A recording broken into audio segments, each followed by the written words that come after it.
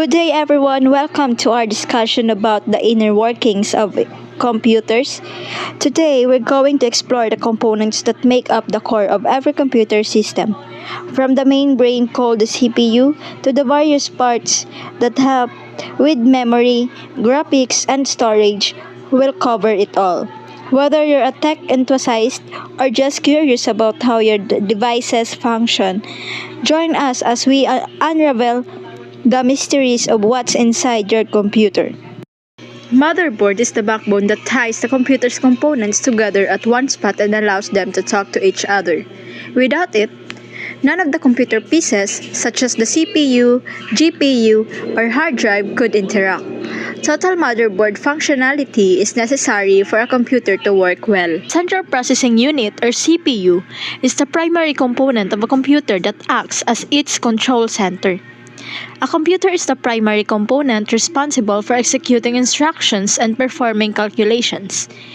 It acts as the brain of the computer, processing data and coordinating the functioning of other hardware components. RAM is a common computing acronym that stands for Random Access Memory.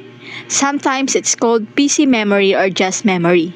In essence, RAM is your computer or laptop's short-term memory. Storage device is a piece of hardware that is primarily used for storing data.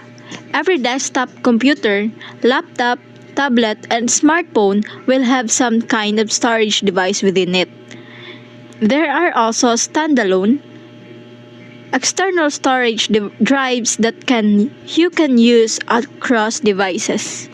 A power supply unit or PSU is a hardware device that converts AC electricity into DC electricity and then distributes it to the rest of the computer.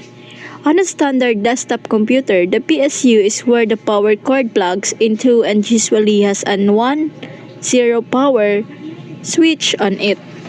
Graphics Processing Unit or GPU is a specialized processor originally designed to accelerate graphics rendering. GPUs can process many pieces of data simultaneously, making them useful for machine learning, video editing, and gaming applications. Input or output device are the pieces of hardware used by a human or other system to communicate with a computer.